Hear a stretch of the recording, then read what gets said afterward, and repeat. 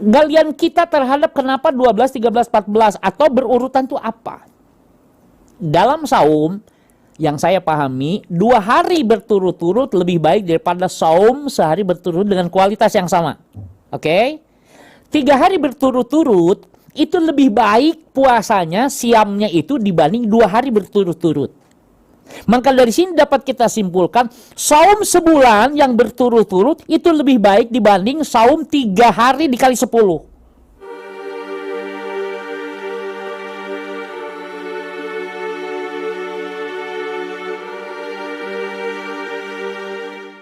Bismillahirrahmanirrahim. Allahumma sholli ala Muhammad wa ala ali Muhammad. Innal hamdalillah nahmaduhu wa nasta'inuhu wa nastaghfiruh wa na'udzubillahi min syururi anfusina wa min sayyiati a'malina. May yahdihillahu fala mudhillalah wa may yudhlil fala hadiyalah. Masyaallahu kan wa ma lam yasha' lam yakun, la haula wala quwata illa billah. Amma ba'd. Assalamualaikum warahmatullahi wabarakatuh. Alhamdulillah. Ya Iwan Ahwat, pada kesempatan sore hari ini Ustadz Ahmad Soleh masih akan melanjutkan kajiannya, yaitu Syarah Kitab Riyadhus Shalihin, yang pada kesempatan sore hari ini Ustadz akan mengambil tema tentang sunnah puasa 3 hari di setiap bulan. Baik Iwan Ahwat, sebelum kita mengawali kajian sore hari ini, mari kita buka saja kajian sore hari ini dengan membaca doa thalabul ilmi. Bismillahirrahmanirrahim. Rabbi zidni ilman, Allahumma anfa'ni bima 'allamtani wa 'allimni ma yanfa'uni warzuqni ilman yanfa'uni. Amin. Baik, tafadhol Pak Ustaz. Alhamdulillahi hamdan katsiran tayyiban mubarakan fih kama yuhibbu rabbuna wa yarda. Ashhadu an la ilaha illallah wahdahu la syarika lah wa ashhadu anna Muhammadan abduhu wa rasuluhu wa innahu la nabiyya ba'dah. Allahumma salli wa sallim wa barik ala nabiyyina Muhammadin wa ala alihi wa ashabihi wa man tabi'ahum bi ihsanin ila yaumil qiyamah. Amma ba'd. Ikhwan dan akhwat, pujian tetap kita tujukan kepada Allah Subhanahu wa taala yang senantiasa membimbing kita, mengokohkan kita, membantu kita dalam mengisi waktu-waktu kehidupan kita ini dengan kebaikan-kebaikan, dengan hal-hal yang positif dan bermanfaat. Dan sekarang kita dibimbing oleh Allah dalam rangka mengkaji pesan-pesan suci dari Nabi yang luhur budi, yaitu kajian kitab Syarhu Riyadhus Shalihin. Sekarang kita akan membahas tentang sunnahnya saum 3 hari di tiap bulan. Untuk tidak memperpanjang percakapan, mari kita langsung saja. Perlu dikemukakan bahwa puasa 3 hari setiap bulan yang paling utama yaitu pada Ayyamul Bid, hari-hari putih, ya, yaitu tanggal 13, 14, 15. Namun ulama lain berpendapat menyatakan bahwa 12, 13, 14 tiap bulannya. Dua-duanya dinisbatkan ya kepada keutamaan-keutamaan. Namun pensyarah kitab yang saya bawa ini memilih tanggal 13, 14 dan 15 huwa afdal, itu yang lebih utama. Wallahu alam. Tapi yang jelas sekali lagi, kalau sudah begitu nggak usah ribut gitu ya. Mana yang kita nyaman untuk berpuasa gitu kan, di Ayyamul Bid itu falyamal, maka lakukan ya. Seringkali kita masalah karena ada berbeda pendapat maka kemudian dipertebal perbedaan pendapatnya. Jangan, kita sekarang udah mulai dewasa, hal-hal semacam itu bukan inti persoalan yang harus dibincangkan, tetapi bagaimana kita mampu melaksanakan saum sunnah itu, sekali lagi saum nafilah itu ya, dengan membawa manfaat, dengan membawa hasil bahwa kita bisa dapat menghidupkan kehidupan ketakwaan. Kalau berdasarkan Al-Quran bahwa siam Ramadan itu la'allakum tattaqun, maka siam-siam lain juga itu ya, la'allakum tattaqun. Di antaranya apa? Di antaranya kita berpuasa menjaga lisan ya, menjaga hal-hal yang mendekatkan diri kepada keburukan. Maka jiwa ini, badan ini atau jasad ini dijauhkan dari hal-hal yang dibenci oleh Allah Subhanahu wa taala. Maka disebutnya soma yasumu sauman, berhenti dari sesuatu ya, itu som. Bisa jadi asalnya kita maksiat, ahli maksiat, kita berhenti. Jadi sesungguhnya hijrah Di antaranya diawali dengan siam. Nggak bisa begitu jadi pengertiannya. Apa yang dimaksud dengan hijrah dimulai dengan siam? Pertama, ketika seseorang melakukan kemaksiatan kemudian berhenti, berarti dia soma. Soma itu berhenti, gitu kan? Nah, berhenti dari maksiat beralih kepada yang lebih positif, kepada ketaat kepada Allah, berarti dia hijrah. Karena al-muhajiru ma hajara ma nahallahu anhu. Muhajir itu adalah orang yang berpindah dari apa-apa yang dilarang oleh Allah Subhanahu wa taala. Nah, ini. Maka oleh sebab itu mari kita lihat apa sih manfaat, alasan-alasan dasar yang dipakai oleh kita dalam melaksanakan saum selain siam Ramadan. Naam, al-hadisul awal, hadis yang pertama dalam bab ini. An Abi Hurairah radhiyallahu anhu qala awsani khalili sallallahu alaihi wasallam bi thalathin siyamu thalathata ayamin min kulli syahrin wa raq'atay ad-duha wa an uwattir qabla an anam. Muttafaqun alaih. Hadza hadisun rawahu Bukhari wa Muslim. Awsani telah berwasiat kepadaku siapa? Khalili sallallahu alaihi wasallam, kekasihku yaitu Nabi Muhammad SAW, bisalasin, dengan 3 hal. Jadi Nabi Muhammad berwasiat, memberi pesan kepada Abdurrahman bin Sakhar, ya dengan 3, yaitu apa? Syiamu thalathati ayyam, ya, berpuasa di 3 hari.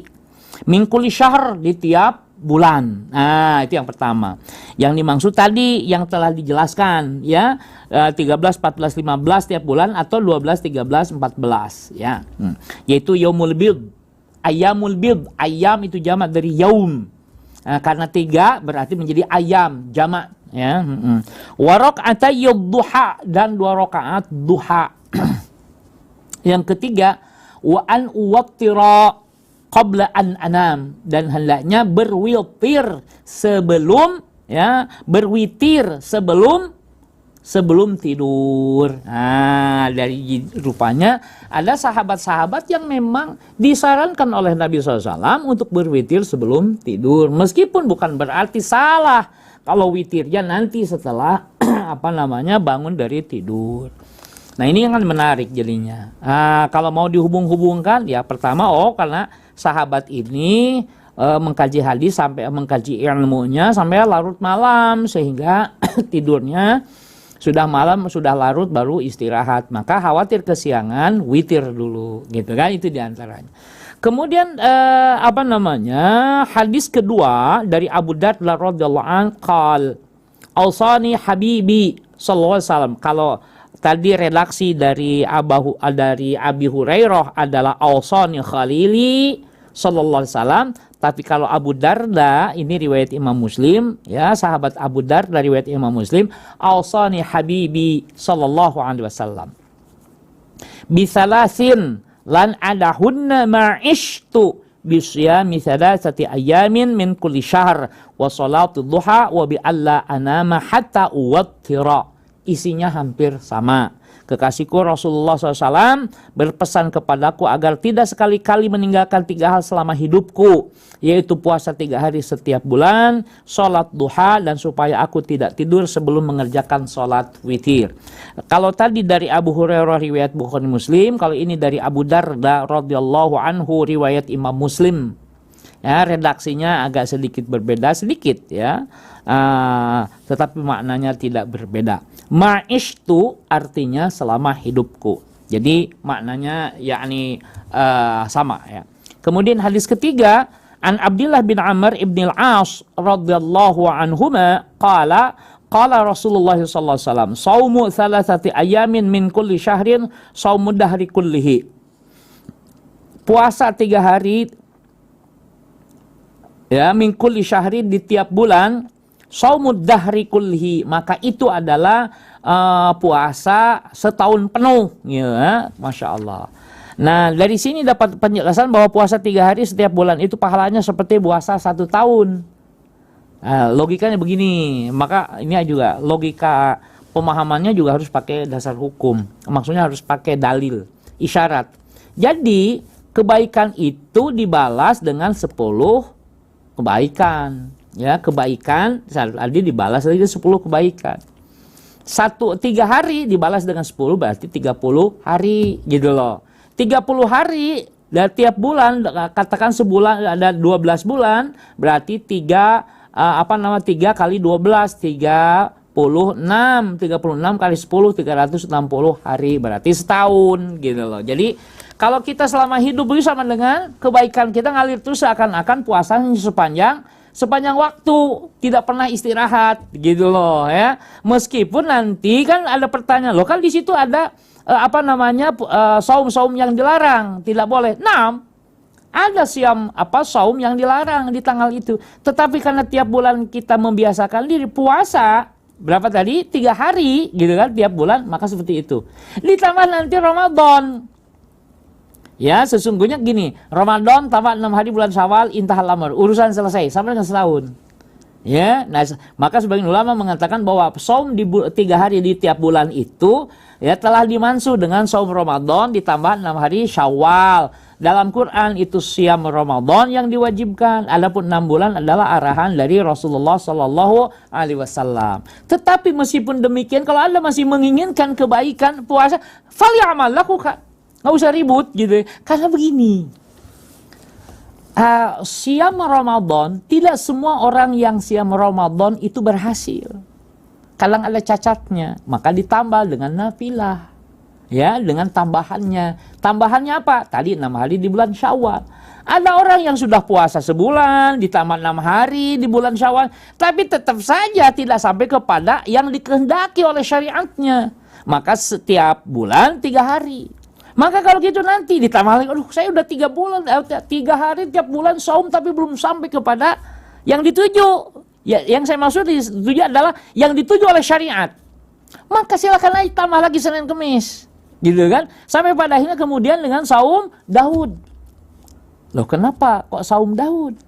Kenapa tidak saum Nabi Muhammad? Justru yang merekomendasikan pun adalah Nabi Muhammad sallallahu alaihi wasallam gitu ya. Jadi fair Nabi Muhammad itu ya, kalau ada temannya, saudaranya Nabi Daud yang dianggap dinilai oleh beliau juga baik, ya beliau katakan baik. Ya kan? Beliau katakan ya ikuti Daud. Tentu bukan berarti bahwa mohon maaf ya kalau kita mau di kelas-kelaskan, bukan berarti ada kelas ranking 1, ranking 2, bukan itu. Tetapi masing-masing nabi itu punya kelebihan, masing-masing nabi itu punya keunggulan. Nah, Nabi Muhammad itu mengambil keunggulan dari nabi-nabi terdahulu. Ya, nah, seperti tadi saum Daud. Jadi Nabi Daud itu tidur dengan ibadahnya itu masya Allah sulit diikuti. Ya, tidur ibadah, tidur lagi ibadah lagi. Masya Allah ya.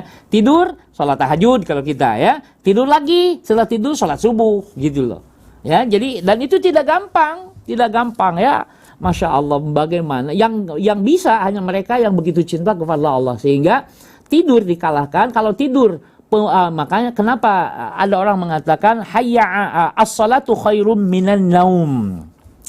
Kenapa salat lebih baik daripada tidur? Karena tidur adalah panggilan badan. Ngantuk, lelah, capek, itu dipanggil lah dengan tidur. Tapi salat di waktu malam itu dipanggilnya oleh Allah Subhanahu wa taala.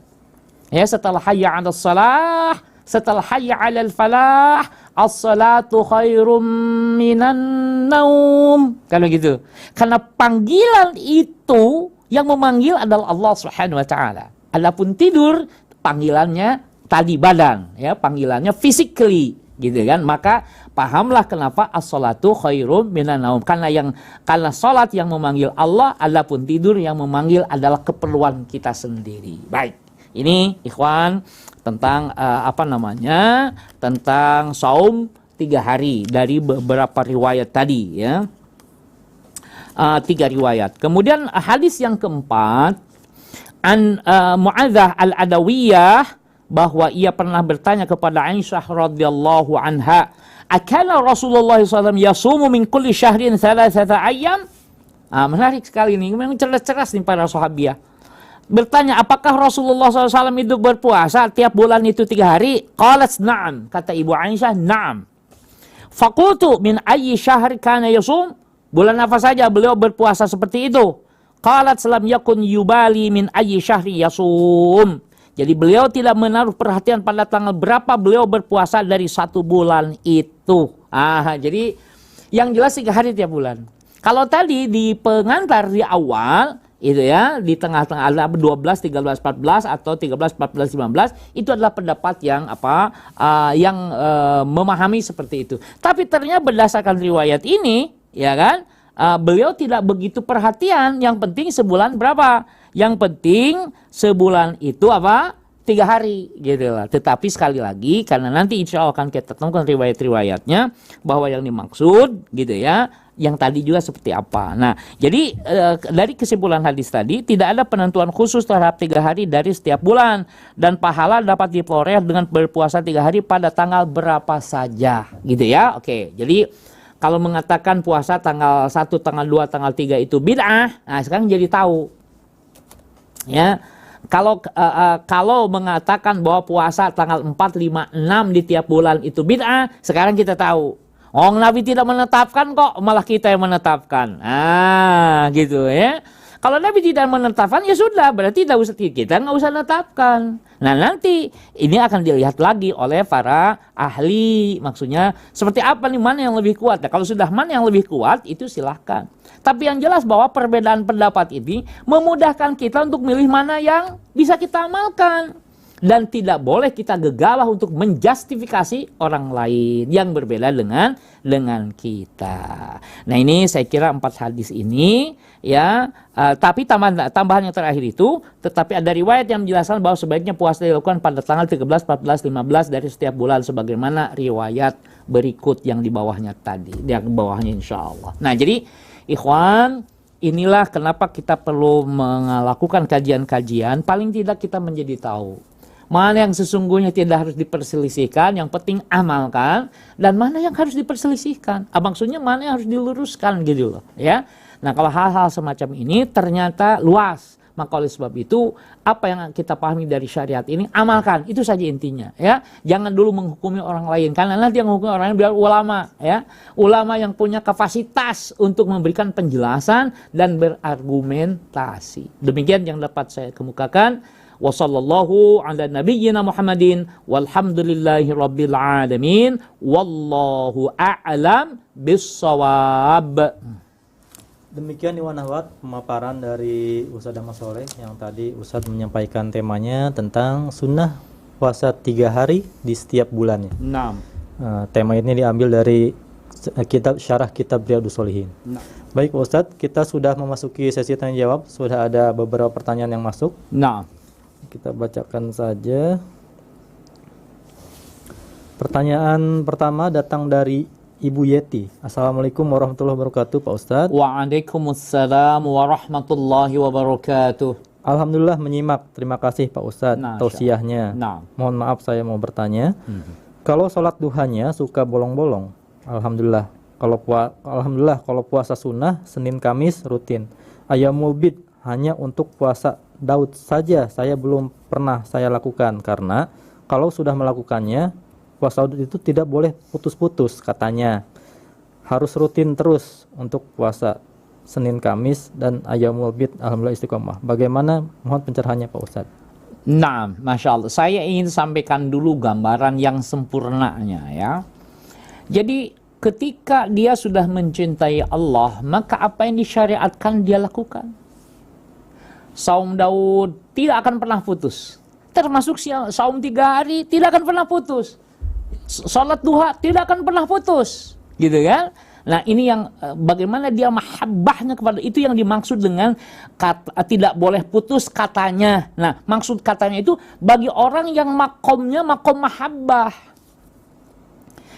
Tetapi kalau makomnya makom keseluruhan umum biasa awam gitu kan, maka bukan satu dosa ketika ia saum Daud kemudian dia berbuka, artinya tidak melanjutkan. Kenapa? Karena saum Daud itu hukumnya bukan wajib, tapi hukumnya nafilah tambahan, hukumnya adalah sunnah. Jadi paham ya? Makanya kalau begitu sebenarnya bukan saum Daud saja yang tidak boleh putus. Karena ada hadis lain yang menjelaskan bahwa Allah suka gitu kan kepada ibadah yang istimroriyah, yang terus menerus. Wa inqal, meskipun sedikit, qalil, sedikit. Tapi Allah suka itu terus menerus. Nah, berdasarkan itu maka ulama tadi, bisa jadi ulama tadi mengatakan atau ustadz tadi mengatakan bahwa gitu kan, bahwa tidak boleh putus. Ini maka di sini sesungguhnya kalau sudah sudah pendekatannya pendekatan tadrij itu tahapan ya. Nanti ada tahapan di mana orang harus istiqomah, tidak boleh putus. Nah, kita tahapannya yang tidak boleh putus itu di tahapan yang wajibat, yang wajib-wajib. Amma nafilat atau nafilah, adapun yang nafilah kita boleh putus-putus. Begitu ya. Jadi kalau Anda sudah bisa istiqomah tadi apa? Duha. Nah, ya.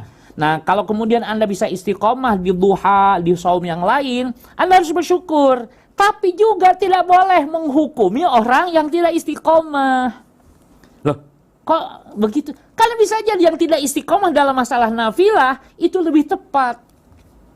Kenapa bisa lebih tepat? Karena mereka, kenapa saya tidak sholat duha terus menerus? Kenapa saya tidak saum Daud terus menerus? Karena saya khawatir saya menganggap bahwa sholat duha itu wajib kalau terus menerus. Nah, kita tahu bahwa itu nafilah karena Nabi tidak terus menerus. Kita tahu bahwa itu nafilah tambahan karena Nabi tidak melakukan terus menerus. Maka jadi tahu, oh ini hukumnya sunnah jadinya. Paham sampai di sini ya. Nah, jadi ada orang jadi dia mah ini ngerti tapi jarang puasanya. Justru karena dia tahu alasannya. Saya jangan sampai menyamakan antara sunnah dengan wajib. Nanti orang menganggap bahwa saya telah mewajibkan sholat duha, padahal yang wajib itu sholat subuh. Gitu. Ya. Nah, maka oleh sebab itu rahasia, saya bilang rahasia semuanya itu Masya Allah. Kalau sudah punya ilmunya, maka akan lihat orang itu baik saja. Melihat orang lain tuh baik-baik saja gitu loh. Kita puasa Senin Kemis atau hari Senin, orang lain nggak puasa, nggak jangan terus mengklaim gue puasa nih Senin, orang lain mah enggak tuh. Kalaupun dia bisa menjawab, dia bilang kamu nggak tahu, gue mau puasa bukan kayak ente, bukan puasa makan minum, saya makan minum. Tetapi lisan saya puasa. Kamu mah puasa makan minum tapi lisan sembarangan. Nah, begitu ya. Oke. Maka yang baik yang mana? Yang puasa dari makan minum sekaligus juga puasa dari lisannya, gitu ya. Maka kata para ulama, jika kamu tidak bisa melakukan saum nafilah, maka saumlah saumlah dari lisan. Saumlah dari mengatakan sesuatu yang dibenci oleh Allah. Itu hakikat saum dalam masalah itu. Jadi nanti kalau kemudian orang tidak saum, kemudian kita menganggap bahwa kita lebih baik karena kita menahan makan dan minum, gitu kan? Belum tentu mas bro, belum tentu. Ya karena dia lebih mengerti di mana sesungguhnya yang Allah sukainya tuh di titik mana gitu loh. Ya, kalau sekedar cuma makan dan minum, banyak orang miskin juga tidak makan dan minum. Iya. Tapi orang miskin kadang gitu kan, tidak makan minumnya bukan karena ibadah, tapi karena tidak ada makanan dan tidak ada minuman. Nah, jadi ini yang harus digarisbawahi. Maka sejak awal hendaknya kita berbaik sangka kepada Allah, menganggap umat Nabi Muhammad itu baik-baik saja. Dalam pengertian tadi, kita tidak bisa menjustifikasi bahwa kita lebih baik dari orang lain, lebih suci dari orang lain, lebih soleh dari orang lain. Itu tidak bisa. Ya, karena ada rahasia-rahasia. Wong dia melakukan kesalahan aja kita belum tentu bisa menginikan hakikatnya. Tapi kita sepakat nahnu nahkumu bil zawahir. Kita hanya menghukumi yang zahir-zahir saja, gitu ya. Tapi menghukumi zahir bukan berarti kemudian menjustifikasi secara mutlak, gitu ya. Demikian yang dapat saya jelaskan. Jadi sekali lagi, Anda tidak apa-apa, lanjutkan aja. Kalau Anda belum bisa istiqomah dari saum Nabi Daudnya, sebenarnya Anda sudah istiqomah di duhanya, di yang lain, udah lanjutkan. Tapi yang jelas bahwa Islam itu tidak untuk memperberat. Jadi kalau Anda merasakan itu dengan sebuah kenikmatan, dengan enjoy, lakukan. Ya, jangan sampai kemudian nanti yang wajib kemudian dikalahkan karena sunnah yang Anda lakukan. Bisa dipahami ya? Jangan karena Anda sedang saum, suami ada di rumah, Anda punya kewajiban, kemudian suami menjadi murka gara-gara Anda solihah, nah, dalam tanda petik gitu. Masa orang solihah dimurkai sih? Ya kayak tadi maksudnya. Solihah dia maksudnya saum yang nafilah-nafilah, tapi kewajiban dikalahkan oleh nafilah tadi. Inilah kita bersyukur kepada Allah, para ulama telah menggali mana yang wajibat, ya, yang wajib, mana yang nafilah, mana yang makruh, mana yang haram. Jadi kita dibantu dengan penjelasan-penjelasan itu. Demikian yang bisa dijelaskan. Wallahu a'lam bissawab. Baik Ustadz, ini ada satu pertanyaan tambahan masih dari Ibu Yeti. Naam. Pak Ustadz, untuk batas akhir waktu sholat duha itu jam berapa ya Pak Ustadz? Cukron. Iya. Waktu akhir batas sholat duha, sebagian ulama menyatakan adalah masuknya waktu zuhur. Maka masuk waktu zuhur, selesai itu waktu duha. Jadi itu ya, jadi selesai waktu duha. Tetapi sebagian lagi mengatakan sampai kan itu waktu duha itu kan hubungannya dengan ini. Jangan saat matahari tergelincir jangan sampai kita melakukan sholat ya. Maka oleh sebab itu tadi kalau bisa berarti maka dikurangi itu. Sebelum waktu zuhur ya, maka dikurangi waktunya misalnya ya paling tidak kalau kita menetapkan misalnya 1 jam sebelum zuhur itu kehati-hatian meskipun saya belum menemukan nas yang tegas mengatakan seperti itu, tapi kehati-hatian jangan sampai kita melakukan sholat di waktu yang dilarang karena ini berhubungannya dengan sholat duha tadi, maka sebaiknya misalnya H-1 jam maksimalnya dari waktu sholat duhur, meskipun sekali lagi tadi ada ulama yang menyatakan bahwa waktu waktu zuhur itulah habisnya waktu duha. Demikian wallahu a'lam bissawab. Demikian Ibu Yeti atas jawaban dari Ustadz Ahmad Soleh. Dan ini pertanyaan selanjutnya datang dari Bapak Ari di Yogyakarta. Masya Allah. Nah. Assalamualaikum Pak Ustadz. Waalaikumsalam warahmatullahi wabarakatuh. Ini Bapak Ari di Gunung Kidul menyimak alhamdulillah lewat streaming. Masya Allah. Mohon bertanya, bagaimana untuk menghindari ujub dalam hati di dalam diri sendiri dengan amalan ibadah, termasuk puasa, karena kita hidup dengan beragam karakter keimanan dalam bermasyarakat. Mohon pencerahan Pak Ustadz. Iya, tadi ya pertama bahwa ibadah yang kita lakukan hanya tertuju kepada Allah. Tidak tertuju untuk dinilai oleh manusia. Tidak ditujukan agar manusia tahu. Kalaupun misalnya terpaksa tahu, niatkan syiar gitu loh. Syiar sendiri kan sebenarnya ada batasnya. Ya, itu yang pertama. Supaya tidak ujub. Nah, kedua, yakini bahwa orang lain punya amalan yang lebih baik dibanding kita gitu, yang kita tidak tahu. Kita puasa, iya sholat tahajud. Maka itulah sunnahnya. Kenapa? Kalau nafilah itu dirahasiakan, salat tahajud rahasia, gitu kan? Termasuk saum kalau tidak ditanya, gitu kan? Nggak usah bilang saum. Tetapi isunya ada orang yang niatnya berpuasa, tapi dia batalkan ada. Karena tadi khawatir kemudian itu menjadi penyebab dia menjadi ujub. Dia batalkan sehingga dia sama dengan orang lain. Ya gitu ya. Sehingga dia merasa dengan orang lain nggak ada bedanya, tidak ada lebihnya, dia sama. Jangan sampai kata dia, saya menjadi merasa lebih suci gara-gara saya melakukan nafilah ini. Padahal sekali lagi ditututan. Terus yang benar gimana? Ya Anda lakukan nafilah, hati Anda jaga. Itu yang paling dituntut tuh begitu.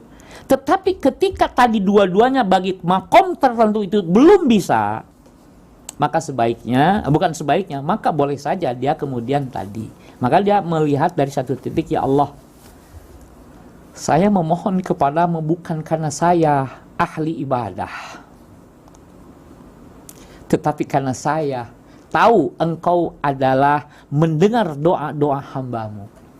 Jangankan yang taat, yang soleh, yang maksiat pun doanya didengar oleh Allah Subhanahu wa Ta'ala. Nah, jadi terlalu banyak alasan-alasan yang dapat kita pahami karena semuanya masing-masing itu punya argumentasi. Tapi sekali lagi saya sampaikan tadi ya, pertama kita tidak memiliki, ya, tidak memiliki kepantasan untuk dipuji, kepantasan untuk dinilai sebagai orang soleh, karena rahasia semuanya itu. Yang kedua, bisa jadi orang lain memiliki amalan rahasia yang tidak kita ketahui, sehingga melihat orang lain itu mulia. Yang kita lihat itu cuma kebaikan, kesolehan orang lain. Masya Allah, dia soleh. Ya, Masya Allah, dia bicaranya juga sopan, tutur katanya, Masya Allah. Jadi yang dia lihat itu cuma kebaikan-kebaikan orang lain. Untuk apa dia lakukan itu? Untuk bisa menampik, meniadakan bisikan-bisikan dalam jiwanya bahwa klaim bahwa dia paling mulia, sehingga ujub tadi itu tidak benar. Enggak, saya tahu dia orang soleh. Hanya dia tidak suka pamer amal aja, gitu kan. Saya tahu, gitu. Apalagi kemudian kalau kita pernah sekali melihat dia misalnya sholat tahajud, sudah jadi alasan buat kita. Ada orang baik yang saya tahu, meskipun sekali lagi nanti ketika bicara hakikat kesolehan, sekali lagi ya, untuk diri kita itu tidak bisa dipastikan secara mutlak. Tapi untuk menilai orang lain justru tadi jadi alasan satu amalan baik itu, ya. Meskipun itu nanti dalam pengadilan tentu tidak mutlak juga, ya. Jadi sebenarnya ada beberapa tempat-tempat penilaian yang tidak sama. Kalau kita menilai diri kita seperti apa, menilai orang lain seperti apa, di pengadilan harus seperti apa, dan seterusnya, ya, itu beda-beda semuanya. Demikian yang bisa saya jelaskan. Wallahu a'lam bis-shawab. Demikian ya Bapak Bobo di Yogyakarta. Ya, pertanyaan selanjutnya Pak Ustadz. Assalamualaikum Pak Ustadz. Waalaikumsalam warahmatullahi wabarakatuh. Mohon pencerahan dan doanya. Saya ingin sekali bisa istiqomah mendawamkan sholat duha, tapi benar-benar nggak bisa karena pada waktu sholat duha itu saya harus melaksanakan tugas yang tidak bisa ditinggalkan walaupun hanya sebentar. Mohon pencerahan dan doanya Pak Ustadz.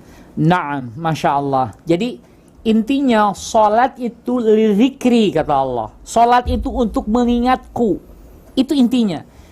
Ya, ketika nafilah tidak bisa kita lakukan, sekali lagi, ketika nafilah, sholat nafilah tidak bisa dilakukan, padahal kita sudah berusaha untuk mengamalkannya, maka berzikirlah kepada Allah Subhanahu wa Ta'ala. Itulah sebabnya kita lebih menyukai sholat atau zikir yang di tiap waktu itu ada zikir. Jadi tidak satu titik saja. Misalnya zikirnya pada maghrib, setelah itu selesai zikirnya. Nah, sebaiknya zikir itu tiap saat.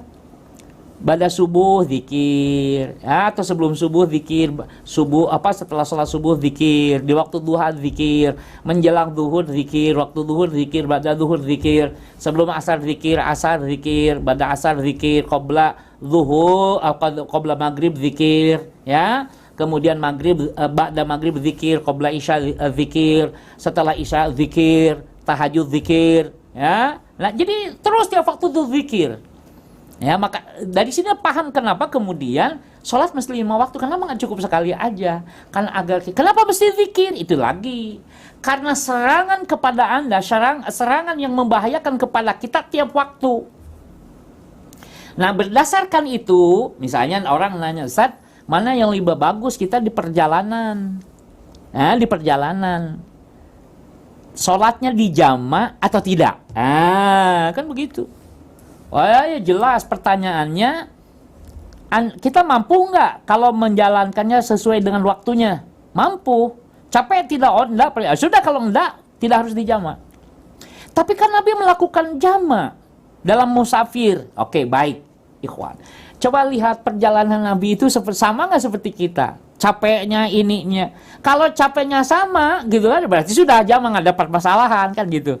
Nabi naik onta, naik ini perjalanan jauh, kita naik pesawat, gitu, bisa tidur, ya, turun dari pesawat itu seger. Kenapa? Karena bawa tisu basah, bawa parfum, sehingga ciri perjalanan itu tidak ketahuan.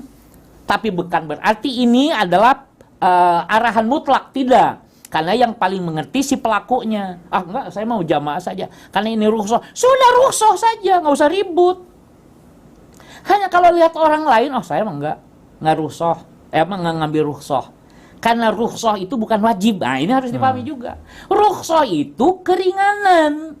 Tapi bukan wajib harus diambil. Ya tapi kan Allah suka kalau rukhsahnya diambil.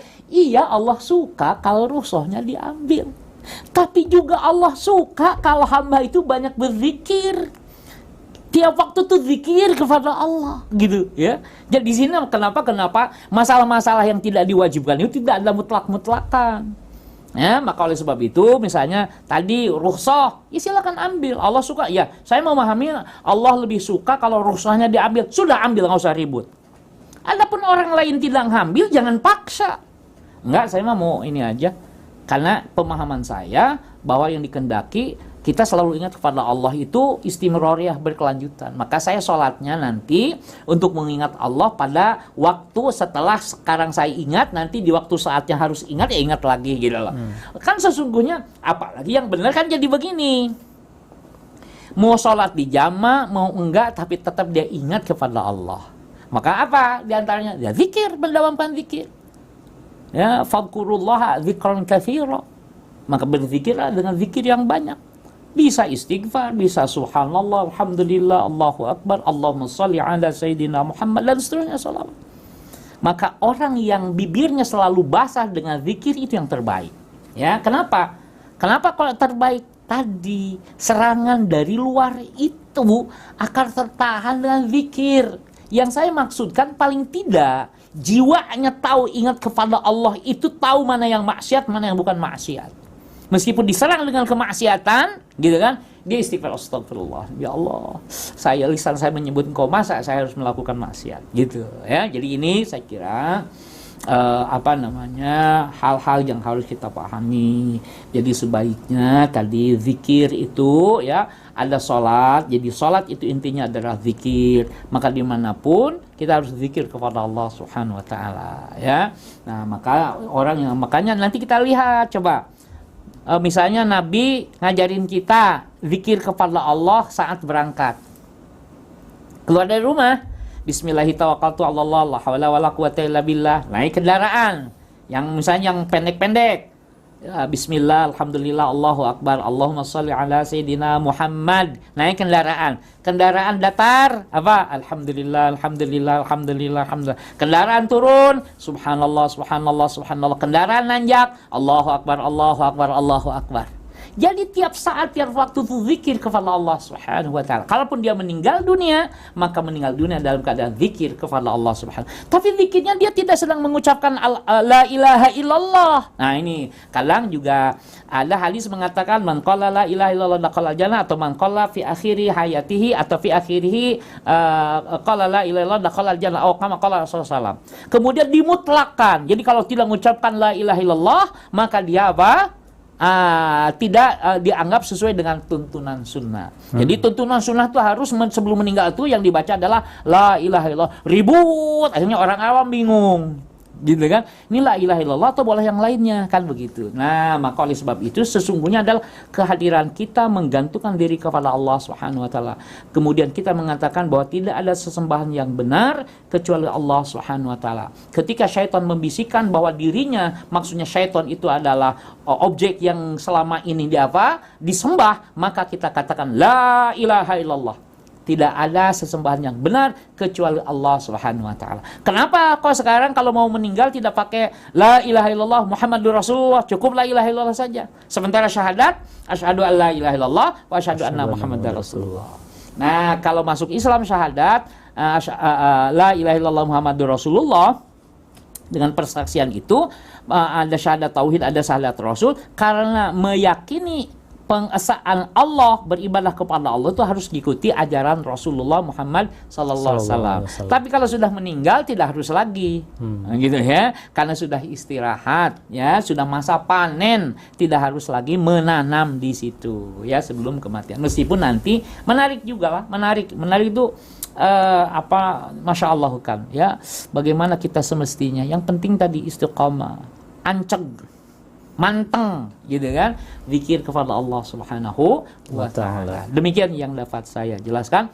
Wallahu a'lam bis-shawab.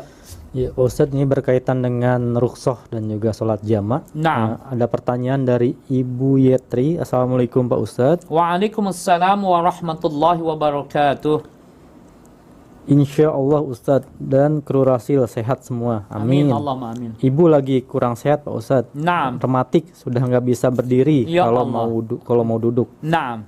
Wudu mau ke toilet harus Dibopong. dibantu, Dibantu, ya. iya. Harus dibantu. Boleh nggak sholatnya dijama Pak Ustadz? Terima Nah, kasih. iya betul, masya Allah. Apalagi itu uzur. Kalau uzur jadi boleh dijama. Berarti pertama menggugurkan kewajiban, ya kan? Sholatnya tetap dilakukan meskipun dalam keadaan itu rukhsah namanya. Tapi tetap untuk zikir sebaiknya tiap saat itu zikir kepada Allah Subhanahu wa ta'ala, meskipun tidak dengan sholat zikirnya. Karena ada zikir kepada Allah dengan sholat, ada yang zikir kepada Allah dengan kajian, ya, ada yang zikir kepada Allah dengan lisannya. Tapi ada juga orang yang zikirnya zikir khafi, bukan zikir zahar. Bukan zahar sesungguhnya, ya zahar itu keras, kalau khafi itu sembunyi. Malaikat pun nggak tahu. Nah, gitu. Sebaiknya itu yang disebut dengan zikir khafi. Kenapa? Karena lisan tidak digerakkan, hatinya manteng. Jadi la ilaha illallah itu dalam hatinya saja, gitu loh ya. Manteng terus, itu nanti di tingkat-tingkat seperti itu akan ada perbedaan-perbedaan. Maka oleh sebab itu, kenapa kita harus memahami secara keseluruhan? Karena tidak bisa anggap semua sama, gitu loh. Tidak semua sama. Orang yang tidak kelihatan zikirnya jahat terus disalah-salahkan. Itu orang sombong. Kenapa sombong? Habis sholat tuh nggak pernah berdoa, langsung aja keluar. Ya, bahwa dia langsung keluar, iya. Tapi apakah ia berdoa atau tidak, nggak tahu. Itu cuma dia yang tahu. Hanya dia, sudah sampai di situ aja. Kita melihatnya seperti apa, seperti itulah. Tapi dari mana Anda tahu kalau dia tidak zikir? Dari mana? Kan begitu. Ya kan dia enggak, ini paling tidak dia baca dulu subhanallah, alhamdulillah sebagaimana yang diajarkan Nabi misalnya. Naam. Bagi kita itu sudah. Anda kalau pahamnya zikirnya seperti itu, subhanallah 33 kali, alhamdulillah 33, Allahu akbar 33 kali, kemudian digenapkan dengan la ilaha illallah menjadi 100. Ya, la ilaha illallah wahdahu la syarikalah lahul mulku wa lahul hamdu yuhyi wa yumiitu wa huwa 'ala kulli syai'in qadir. Sudah, amalkan itu saja, enggak usah ngurusi orang lain gitu. Karena dia zikirnya bisa jadi lebih dari apa yang Anda baca. Paham ya? Begini, akhi. Orang yang membiasakan zikir tadi tiap ba'da salat itu bagus, tiap ba'da salat wajib itu bagus. Tapi Anda ada orang yang zikirnya itu tangisannya tuh masya Allah dahsyat. Kenapa? Karena dia zikirnya bukan hanya dari lisannya, bahkan dari seluruh jiwanya dia zikir kepada Allah Subhanahu wa ta'ala. Itu mereka. Jadi bukan hanya mengatakan Allahu Akbar lisannya, tapi hatinya, jiwanya dia tidak menggantungkan Allah. Tapi orang tersebut dari lisannya, dari hatinya, dari jiwanya, seluruhnya mengagungkan Allah. Bahkan ketika ada saudaranya umat Nabi Muhammad mencelanya, bahkan dia dibalikan dengan apa? Dibalikannya mendoakan, ya Allah, ini umat Nabi Muhammad. Tapi dia mencela aku, tidak apa-apa ya Allah, ampuni dia ya Allah, ampuni ya Allah, dia ampuni dia. Saya tidak apa-apa, saya ridha ya Allah, ampuni dia ya Allah. Kenapa? Karena dia memang tidak tahu aku, dan saya tidak perlu dia tahu aku, nggak perlu itu. Nah, maka oleh sebab itu sekali lagi kita ya sudah, dalam masalah ini kita aja yang kita pahami, amalkan. Ya, saya sering mengatakan alaikum bima araftum min kitabillah wa sunnati Rasulillah SAW. Bagi kita wajib, bagi kita mengikuti Quran dan sunnah yang kita pahami. Ya, kecuali dia jelas-jelas orang lain melakukan kemaksiatan, jelas-jelas boleh ditegur. Meskipun itu juga nanti kita belum pernah mendengar kenapa dia lakukan itu, gitu ya. Nah, demikian saya kira yang dapat saya kemukakan. Ya, kita malulah kepada Allah dalam hal ini, malu kepada diri kita. Jangan sampailah menganggap orang lain itu subhanallah lebih buruk dari kita, tidak lebih baik dari kita, ya. Rahasia semuanya itu. Hanya Allah yang mampu menilai sesungguhnya hakikatnya, karena terlalu banyak elemen yang harus dinilai. Misalnya ada 10 elemen unsur yang dinilai, yang harus dinilai atau yang dinilai, sementara kita taunya cuma 3 unsur. Ya gimana bisa sempurna menilainya? Paham ya? Maka oleh sebab itu sudahlah serahkan pada Allah. Maka selalu berbaik, mudah-mudahan ikhwan kita, sahabat kita ini dimaafkan oleh Allah. Kata dia, ngapain kamu doakan saya dimaafkan? Mestinya kamu berdoa supaya kamu yang dimaafkan oleh Allah. Memang saya salah apa sehingga harus dimaafkan? Nah, kan? Jadi begitu. Maka sebab itu sebaiknya gimana? Sebaiknya berbaik sangka. Jadi kalau kita memohonkan ampun juga bukan berarti yang kita mohonkan ampun itu berdosa. Bisa jadi begitu ke depannya, gitu ya. Nah, maka oleh sebab itu baik sangkalah. Ya, semoga Allah Azza wa Jalla memberikan kepada kita istiqomah sehingga dengan itu kita selalu menyayangi umat Nabi Muhammad sallallahu alaihi wasallam, selalu mencintai umat Nabi Muhammad sallallahu alaihi wasallam. Kalau Nabi kita saja selalu memikirkan umatnya, masa kita umatnya tidak memikirkan umatnya, gitu ya. Nah, maka sebaiknya kita juga memikirkan umat Nabi Muhammad dengan meminimais perdebatan, minimais persoalan-persoalan yang tidak pantas untuk diperselisihkan, gitu ya. Demikian yang dapat saya kemukakan. Wallahu a'lam bissawab. Pertanyaan selanjutnya nih datang dari Ibu Sofi di Depok, Pak Ustadz. Naam. Assalamualaikum warahmatullahi wabarakatuh. Waalaikumsalam warahmatullahi wabarakatuh. Kalau mau sholat malam jam 3 pagi, sudah bangun, tapi seperti ada bayang-bayang, menjadi takut. Apakah itu juga syaitan, Pak Ustadz? Bagaimana supaya saya bisa istiqomah? Mohon pencerahan dan doanya. Ya. Jadi itu bisa ini ya, ikhwan akhwat sekalian, itu bisa jadi ada bayangan, ya, bisa jadi memang itu bayangan yang terbayang-bayang. Jadi bayangan itu seakan ada karena yang terbayang-bayang. Misalnya begini, seringkali kita misalnya gordeng tersorot lampu remang-remang. Bayangannya ada di sebelah, kemudian tertiup kipas pelan. Seakan-akan ada tangan yang menggapai-gapai, sini gitu. Nah, kita bayang-bayangkan. Nah, sering kali begitu. Insya Allah, apalagi mau salat tahajud, memang kenapa? Kalau takut, mati pun syahid, insya Allah. Mati pun tuh coba. Kalau ternyata mati gara-gara syahid, insya Allah. Kenapa? Karena saya mau salat tahajud. Logikanya juga, ya, kalau kita mau tahajud, takut itu iblis, itu setan, gitu loh. Ya, kalau apalagi sudah istiqomah, sudah terbiasa. Kalau sudah terbiasa, gerak kita saja ditakuti. Belum sholat, baru geraknya. Imam Ahmad bin Hanbal, terompahnya saja ditakuti. Oleh siapa? Oleh setan, oleh iblis. Karena dia ahlu ta'ah, sudah terbiasa, sudah istiqomah. Nah, maka kita juga mohon pertolongan pada Allah, ya. Jadi kalau ada bayangan, Anda bangun, bayangan hilang insya Allah. Ya, ternyata, iya memang bayangan sih. Ternyata ini adalah bayangan tadi seperti saya gambarkan, gordeng gitu kan, tersorot lampu remang-remang. Karena kan kalau tidur kadang di antara kita itu lampunya yang terang diganti menjadi remang-remang kan? Iya, lampu tidur. Apalagi musim gerah kemudian ada apa? Kipas angin. Bagi yang mereka tidak memiliki AC, pakai kipas angin. Nah, kipas angin ini meniup apa tadi? Gordeng. Nah, kemudian bergerak. Terus kemudian apalagi kita bangun tidur seakan-akan ada bayangan yang menggapai-gapai kita, ngagupayan kata orang gitu. Oh, sini. Nah, itu pikiran kita saja yang begitu ya. Jadi insya Allah ibu atau bapak yang bertanya nih, kita mohon pertolongan Allah ya, mudahkan. Ya Allah mudahkan. Ya Allah mudahkan. Ya Allah mudahkan. Maka sebelum tidur niatkan sholat tahajud. Kalaupun bangun kesiangan dicatat tetap sholat tahajud, niat sholat tahajudnya dicatat ya. Demikian ya. Jadi bawa ke setan bisa iya. Tapi hakikatnya saya tidak tahu persis. Tetapi paling tidak setannya sebenarnya yang ada di dalam hati, kemudian dalam pikiran kita mengakibatkan seakan-akan ada sosok setan dalam tanda petik. Nah, yaitu bayangan tadi yang kita buat sendiri gitu ya. Demikian yang bisa saya jelaskan. Wallahu a'lam bissawab.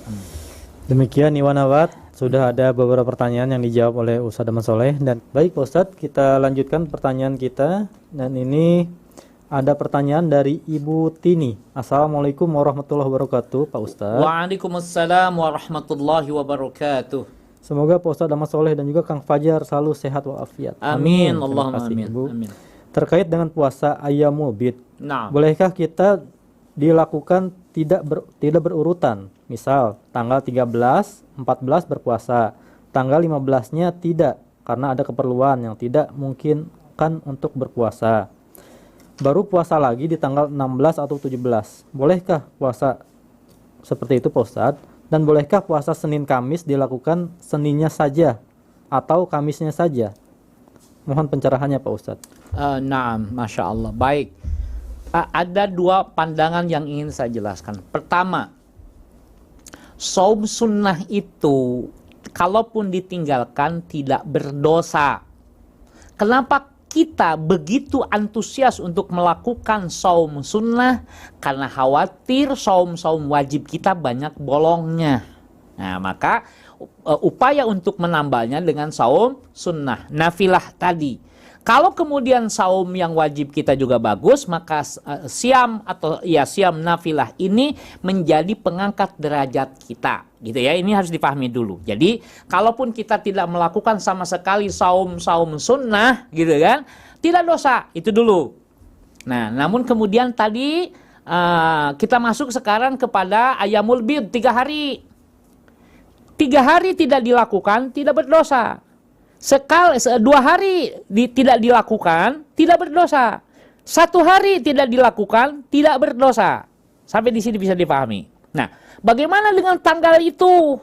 Tidak ada masalah, maksudnya tidak berdosa pula kalau tanggalnya misalnya 11, 13, 15. Hanya kalau ditanyakan, kan, tetapi itu tidak ada sunnahnya. Maksudnya kita tidak menduga keras bahwa Nabi melakukan seperti itu. Pertanyaannya, yang jadi pertanyaan kita, itu apa sih galian kita terhadap kenapa 12, 13, 14 atau berurutan itu apa? Dalam saum yang saya pahami, 2 hari berturut-turut lebih baik daripada saum sehari berturut dengan kualitas yang sama. Oke? 3 hari berturut-turut itu lebih baik puasanya, siamnya itu dibanding 2 hari berturut-turut. Maka dari sini dapat kita simpulkan saum sebulan yang berturut-turut itu lebih baik dibanding saum 3 hari dikali 10. Meskipun sama-sama 30 hari. 30 hari. Paham ya? Oke, sama-sama sebulan gitu akhirnya. Ya, 3 kali 10. Nah, dari mana kita pahami? Karena pengikisan keburukan yang terus-menerus akan menghasilkan yang begitu kinclong. Tapi kalau yang 3 hari disucikan, dibersihkan, belum kinclong juga sudah kotor lagi, cuci lagi dan seterusnya. Oke, sampai di sini. Maka oleh sebab itu sesungguhnya saya dapat memahami bahwa itu tidak ada masalah sedikit pun. Hanya saya tetap merekomendasikan sebaiknya 3 hari dilakukan terus-menerus, gitu ya. Kalau kemudian tidak bisa, maka saya katakan tidak berdosa. Misalnya seperti tadi, 12, 13 berpuasa. 14 tidak, karena undangan. Sebaiknya juga kalau sedang saum sunnah, sebaiknya kalau diundang makan sama tetangga, batalkan. Kenapa? Karena ada sensitivitas dari yang mengundang. Ustadz ini kalau diundang ke rumah saya nggak mau makan. Jangan sampai begitu. Makan saja, anggap saja kita tak pernah memperlihatkan kesolehan kita. Ini Ustadz nggak pernah puasa, diundang sini makan, undang situ makan. Kemarin diundang ke tetangga ini makan. Tidak apa-apa. Justru itu harus disembunyikan. Kesolehannya harus disembunyikan. Makanya nanti juga kesolehan harus disembunyikan itu dalam satu posisi. Oke? Tapi di hadapan orang awam justru kesolehan harus diperlihatkan. Tapi di kalangan orang-orang berilmu kesolehan itu saling disembunyikan. Paham ya? Oke, jadi jawaban atas pertanyaan tadi adalah tidak ada masalah alias boleh. Jadi kalau Anda nuntutnya ke saya dalilnya yang harus saklek, maka saya katakan saya tidak menemukan.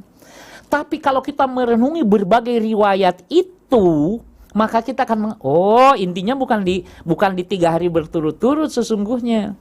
Bagaimana hati ini, ketakwaan ini bisa terbentuk. Ya kalau jangankan, makanya oleh sebab itu kenapa 1 bulan? Karena itu adalah pendidikan ruhani selama sebulan itu, pembiasaan. Maka itu lebih memungkinkan dekat kepada ketakwaan, gitu ya. Nah, 30 hari kemudian yang lebih dekat lagi mundur misalnya nanti. Berapa hari? Sampai pada akhirnya sebulan. Dalam sebulan itu sehari saja. Nah, sunnahnya tadi sebulan berapa kali? 3 hari, gitu kan. Nah, maksudnya apa? Nah, ini tentu para ikhwan sekalian, kalau belum paham akan terjadi ikhtilaf, perbedaan. Karena kita akan mempersoalkan tadi, persoalan apa? Dalilnya dari mana itu begitu? Iya. Gitu ya. Padahal yang dimaksud adalah menjamak seluruh dalil yang ada, direnungi, dipahami. Oh, di sini intinya. Karena apalagi ketika kita sudah memahami yang disebut dengan ibadah taswiriyah dengan ibadah ma'nawiyah, dari situ semakin jelas. Ada simbolis, dia simbolis puasa, meninggalkan makan, meninggalkan minum, ya kan? Tapi dia tidak diterima puasanya. Sekali lagi, dia simbolis puasa, meninggalkan makan dan minum, tapi dia tidak diterima puasanya. Kenapa? Man lam yada' qaula zur wal amala bihi falaisa lillahi hajatun fi ayada'a ta'amahu wa syarab. Ini intinya gitu loh. Dia tidak makan, tidak minum, tapi lisannya gibah, bersaksi palsu. Maka kata Allah nggak butuh kepada dia meninggalkan makan dan minum. Tuh, di situ. Nah, kalau memahami itu, maka berarti bukan persoalannya di meninggalkan makan dan minum. Itu tetap syiarnya harus dilakukan dalam bentuk atas solidaritas kepada orang-orang fakir dan miskin. Kita sebut solidaritas, bisa merasakan perasaan mereka, tapi itu juga bukan tujuannya. Karena tujuan puasa bukan untuk lapar dan dahaga, tapi tujuan puasa adalah supaya kita senantiasa menghidupkan ketakwaan. Nah, menghidupkan ketakwaan bisa dalam 1 hari, bisa dalam 3 hari, bisa dalam sebulan, bisa dalam setahun, dan seterusnya. Gitu ya. Nah, dibalik. Nah, nanti kalau sudah orang ini kan wajib sebulan, sudah dia tidak puasa lagi, nggak apa-apa juga. Tidak bisa kita justifikasi bahwa dia kemudian sebagai orang yang tidak gemar melaksanakan sunnah Nabi. Akhinal Habib, itu Nabi menyontohkan berbagai macam sunnah itu agar kita bisa memilihnya semuanya. Karena sabil, jalan menuju ridho Allah itu banyak. Yang dikemas dalam sirat, dikemas dalam syariat Islam. Ada orang yang masuk Islam karena jihadnya, masuk surga karena jihadnya, masuk ridho Allah itu karena saumnya. Sebagaimana Abu Bakar akan dipanggil oleh seluruh pintu surga. Bukan berarti kemudian menjadi hina orang yang hanya diseru dari satu pintu surga. Misalnya dia Ar-Royan saja, karena dia ahli siam. Tapi ada orang yang ahli siam, ahli silaturahmi, ahli jihad, macam-macam. Maka dia akan di pintu-pintu akan menyeru. Pintu silaturahmi memanggil dia. Abu Bakar kan diberi semua pintu, dan aku berharap, kata Nabi, engkau termasuk orang yang disuruh dari semua pintu itu. Demikian saya kira yang dapat saya jelaskan. Wallahu a'lam bissawab. Maka Ustadz, itu juga berlaku untuk puasa yang Senin Kamis, Ustadz ya? Jadi boleh dilaksanakan salah satunya saja? Iya, Senin Kamis juga ya, boleh Seninnya saja, boleh Kamisnya saja. Tetapi Nabi mengingatkan, Senin itu dan Kamis itu adalah laporan amal, dan aku ingin, kata Nabi, jadi Nabi melakukan saum gitu kan, ingin dicatat dalam keadaan saum itu, dilaporkan sedang apa nih hambaku, sedang saum ya Allah Maha tahu gitu. Tapi logika yang dapat kita tangkap maksudnya kan nanti akan begini pula, dari hadis itu kan dapat kita pahami. Maka orang tiap hari Senin dan hari Kamis itu banyak melakukan sholat sunnah. Sunnah apa? Sunnah mutlak. Kenapa? Kalau nggak nanti ditanya, loh kok kamu tumben-tumbenan Senin Kamis banyak melakukan sholat sunnah mutlak? Maka dijawab sama dia, saya ingin, karena Senin dan Kamis itu adalah hari dilaporkannya amalan, dan saya ingin ketika amalanku dilaporkan kepada Allah, aku sedang sujud kepada Allah. Masya Allah. Tuh, makanya dapat dipahami begitu. Karena Nabi sendiri ingin dinilai dalam keadaan saum. Jadi Masya Allah, kalau kita lihat dari berbagai itu, Masya Allah. Jadi maka rahasianya terlalu, bagi kita orang awam itu untuk menyingkap rahasia-rahasia itu agak ini. Maka sudahlah, perbaiki diri kita aja, nggak usah ngurusi orang lain gitu kan. Dalam hal ini ngurusin orang itu bukan berarti apatis. Maksudnya jangan nilai-nilai orang lain lah. Karena memang dia ibadah juga kepada Allah, bukan kepada kamu. Dia juga inginnya dinilai sama Allah, tidak ingin dinilai sama kamu, gitu ya. Kalau dia ibadah itu karena ingin dinilai sama kamu, kamu tanpa menilai juga tetap dia nggak dapat apa-apa. Karena itu kategorinya apa? Riya'an wa sum'atan kategorinya. Dan itu yang ditakutkan oleh Nabi. Ya, demikian saya kira yang bisa saya jawab. Wallahu a'lam bissawab. Baik Pak Ustadz, pertanyaan selanjutnya ini datang dari Bapak Herman di Sukabumi. Naam. Assalamualaikum warahmatullahi wabarakatuh. Waalaikumsalam warahmatullahi wabarakatuh. Pak Ustadz, surat apa yang dibaca dalam sholat duha, rakaat pertama dan rakaat kedua? Dan bagaimana kalau surat itu belum dihafal? Mohon pencerahan Pak Ustadz. Pertama, saya sarankan, ya tentu nanti kita lihat bagaimana Nabi banyak membaca surat apa saja. Tapi kadang apa yang dibaca Nabi kita belum hafal. Nah, saran saya sebaiknya yang sudah dihafal.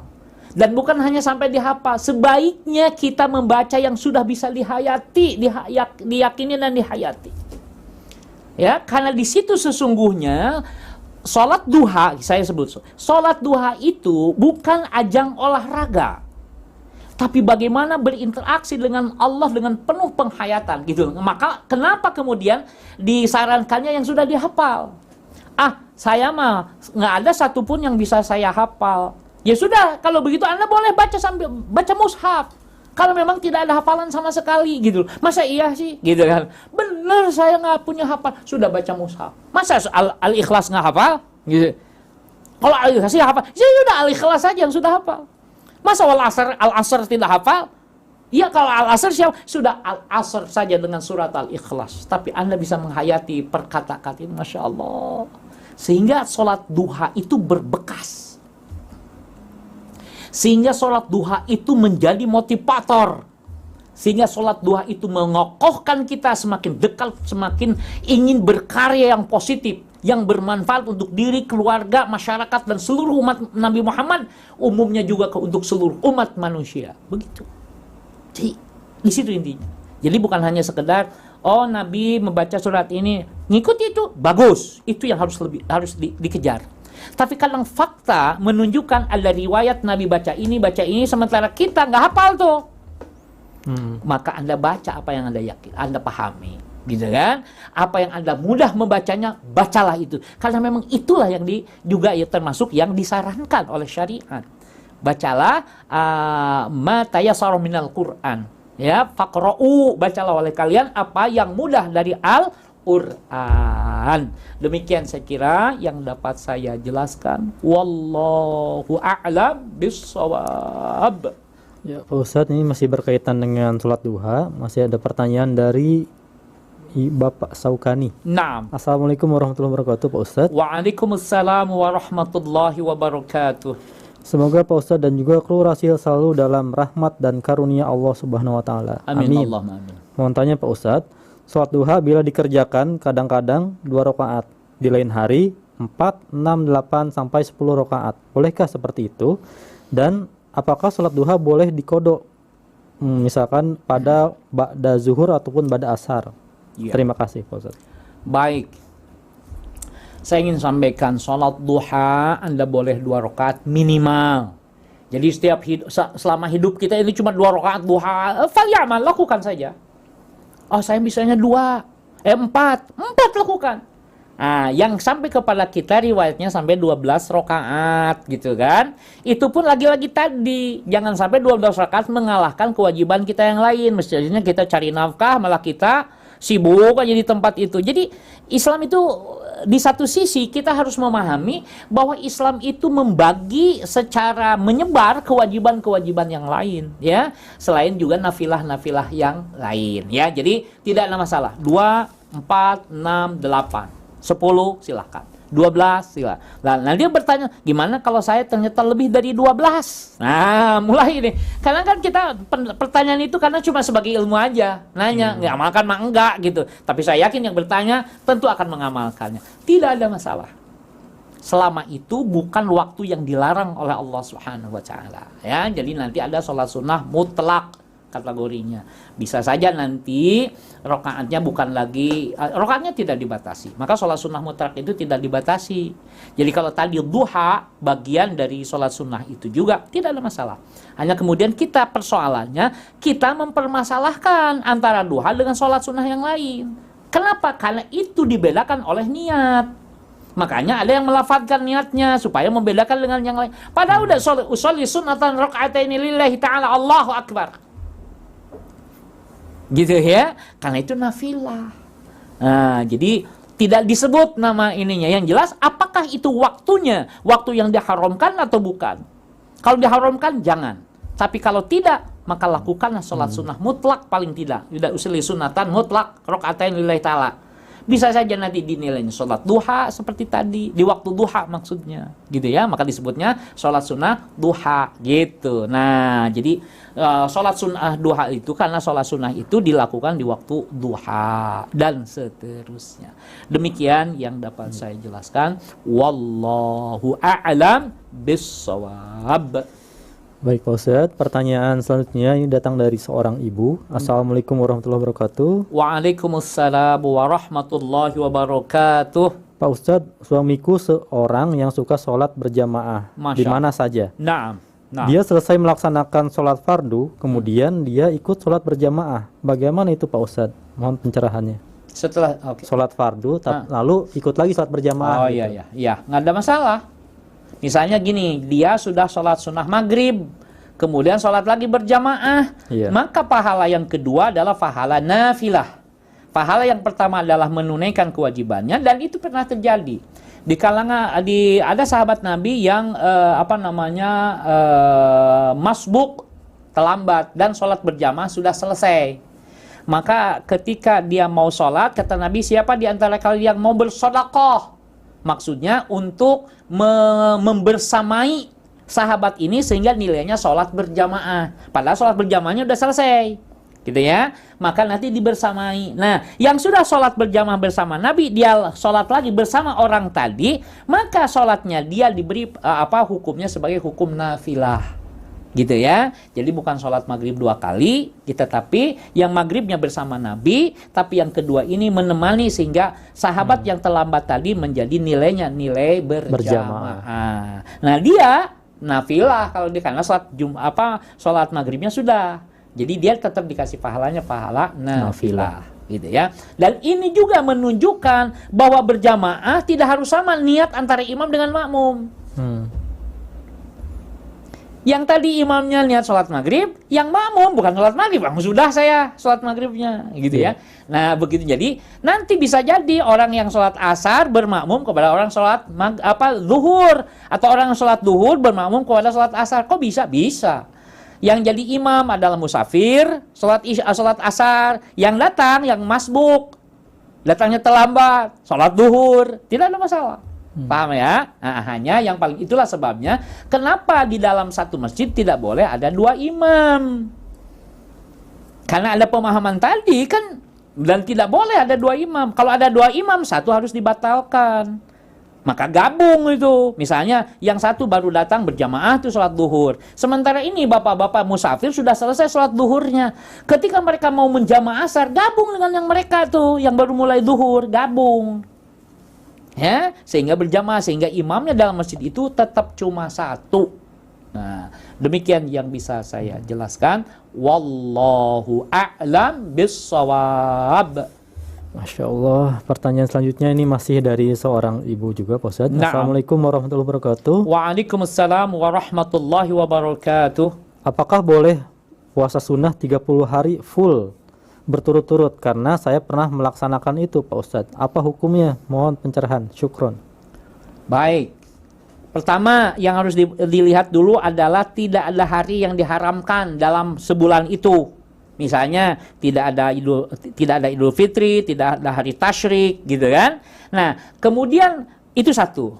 Yang kedua, jika itu dinyatakan tidak memberatkan pelakunya. Oke, nah pertama tadi apa? Tidak ada yang diharamkan. Berarti dia puasanya di hari yang boleh, bukan yang diharamkan. Bukan bukan 1 Syawal, bukan 10 Zulhijjah, 11, 12, 13 Zulhijjah. Di luar itu berarti dia boleh berpuasa. Nah, bagaimana jika berturut 30 hari? Jika itu tidak memberatkan dia, boleh. Gitu. Loh, kok boleh sih? Emang ada sunnahnya? Nah, ini lagi-lagi kan kita mempersoalkan ada sunnahnya Nabi begini dan begitu. Ikhwan, bagaimana Anda bisa bayangkan ketika Rasul harus mengaplikasikan berbagai macam kebaikan yang begitu luas. Sementara Nabi sendiri di satu sisi sebagai Rasul, di sisi lain sebagai manusia biasa. Itulah sebabnya kenapa kita menjadi tahu mengapa hikmahnya Nabi berpoligami. Lebih dari 4 bahkan banyak. Karena semuanya itu sebagai prototipe gambaran bagaimana kita berinteraksi dengan istri-istri kita dalam berbagai usia. Oh, kalau Nabi itu, kalau kita, jadinya begini, kalau kita punya istrinya seusia gadis yang belia, berarti lihat potret Nabi bersama Ibu Aisyah seperti apa. Tapi kalau kita nanti punya istrinya sudah sepuh, sudah senior, oh Nabi seperti apa, gitu ya. Oke, jadi Nabi menjelaskan itu kepada, maka oleh sebab itu siapa? Habib Al-Jufri kalau nggak salah, beliau katakan saya nih orang yang telah melakukan ta'adud. Sekiranya saya tahu hikmah ta'adud, tentu dulu saya tidak melakukan ta'adud. Karena sesungguhnya berat sekali untuk mengikuti sunnah Rasulullah dalam berta'adud. Gitu ya. Oke, baik, saya lanjutkan. Nah, tetapi sekali lagi, Rasul telah menyampaikan secara global syariat ini seperti apa. Ya, termasuk tadi Nabi ngasih contoh. Coba bayangkan, ada Ramadan sebulan. Ada saum Senin Kemis, ada saum Ayyamul Bid, ada saum Daud. Kalau dikumpul-kumpul nanti bisa sebulan juga penuh. Senin Kemis, oke? Nah, kemudian Senin saum Daud, Ayyamul Bid gabung saja di situ. Kemudian ada saum apa lagi di situ? Saum Sabtu Ahad. Bukan saya kira, nanti setelah ini bisa dibawa. Intinya kan persoalan bukan diboleh atau tidak boleh. Mampu nggak kita melakukannya nafilah itu? Jika mampu, lakukan sudah. Gitu ya. Jadi seperti itu ya. Jadi sudah terjawab. Jadi selama itu tidak ada yang diharamkan, jika itu kemudian tidak memberatkan pelakunya, bahkan menambah dia ketaatan kepada Allah Subhanahu wa taala, maka tidak ada masalah. Ya, demikian. Wallahu a'lam bis-shawab. Baik Ustadz, ini mungkin satu pertanyaan terakhir pada kesempatan sore hari ini karena keterbatasan waktu. Naam. Assalamualaikum warahmatullahi wabarakatuh Pak Ustadz. Waalaikumsalam warahmatullahi wabarakatuh. Terkait dengan penjelasannya Pak Ustadz tadi, bahwa ada 3 hal yang tidak pernah ditinggalkan Rasulullah. Naam. Salah satunya adalah sholat sunnah duha. Sehubungan dengan hal tersebut, apakah ketika kita terbiasa melaksanakan sholat duha 4 rakaat, kemudian sewaktu-waktu menjadi 2 rakaat, apakah ini berarti kita tidak istiqomah Pak Ustadz? Mohon pencerahannya. Nah, mungkin bisa sekalian sama kesimpulan Pak Ustadz. Baik, saya ingin sampaikan ya, istiqomah, ya betul. Jadi kadang kita melakukan memahami istiqomah itu adalah 4 rakaat, harus 4 rakaat terus. Jadi ketika 4 rakaat kemudian jadi 2, berarti tidak istiqomah, gitu ya. Akhi, yang saya pahami tidak begitu. Jadi ketika Anda asalnya 4, kemudian tiba-tiba ada sesuatu, Anda cuma 2, itu juga tetap istiqomah. Istiqomah di mana? Tetap melakukan sholat duha, gitu ya. Nabi kalau sholat malam itu nggak pernah ditinggalkan tahajud, baik safar maupun mukim. Nah, Nabi istiqomah. Tapi Allah tahu keterbatasan kita, gitu. Maka ada hukum yang membagi mana yang harus tetap dilakukan dan mana yang boleh ditinggalkan, gitu ya. Jadi meskipun kita meninggalkan bisa dikatakan istiqomah. Jadi terlalu banyak hal-hal semacam itu. Misalnya kalau dalam beberapa ceramah saya katakan ada orang mendapatkan hidayah tapi sesat, gitu. Satu, kan bingung juga tuh kalau tidak dijelaskan. Nah, seperti tadi ada istiqomah tetapi dari 4 ke 2 rakaat itu bisa, karena dia istiqomahnya dalam melakukan duhanya. Tidak harus kemudian rakaatnya harus sama, gitu ya. Nah, karena tadi Nabi SAW justru harus memperlihatkan ketiga istiqomahannya. Ketika misalnya begini, Nabi kan sholat, suatu saat Nabi tidak melakukan. Nah, apakah kita mengatakan ketika Nabi tidak melakukan itu tidak istiqomah? Padahal Nabi tidak melakukan itu ingin membuktikan bahwa amalan itu bukan amalan wajib. Gitu loh. Nah, tapi kan kita tidak mengatakan, Nabi kalau gitu tidak istiqomah ya. Enggak begitu. Jadi Nabi justru tetap ke suatu saat Nabi kemudian tidak melakukan karena itu hukumnya bukan wajib. Satu. Nabi misalnya, berarti Nabi tidak istiqomah dong. Sholat malam di bulan Ramadan cuma 3 hari. Apa begitu? Enggak juga. Justru beliau bukan meninggalkan sholat malamnya, meninggalkan keluar dari rumah, gitu kan, agar supaya sholat malam kalau dalam redaksi itu tidak dijadikan, tarawih itu tidak diwajibkan. Oke, sehingga Nabi kemudian cuma 3 hari. Loh, kita sekarang tiap malam kok.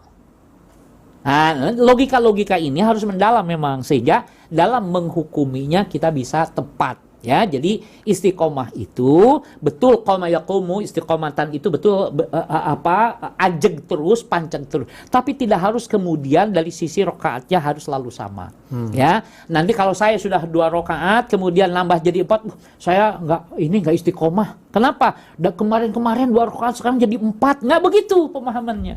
Ya, jadi istiqomah itu di sisi tadi, di sisi sholat duhanya. Oke, demikian saya kira yang bisa saya jawab, dan kesimpulan yang dapat kita kemukakan bahwa pertama ya, Nabi SAW itu ini menganjurkan. Jadi gini, menganjurkan kepada para sahabat, dalam hal ini ada Abu Hurairah, Abu Dzar, kemudian nanti Abu Darda, untuk senantiasa melaksanakan 3 hal yang tadi.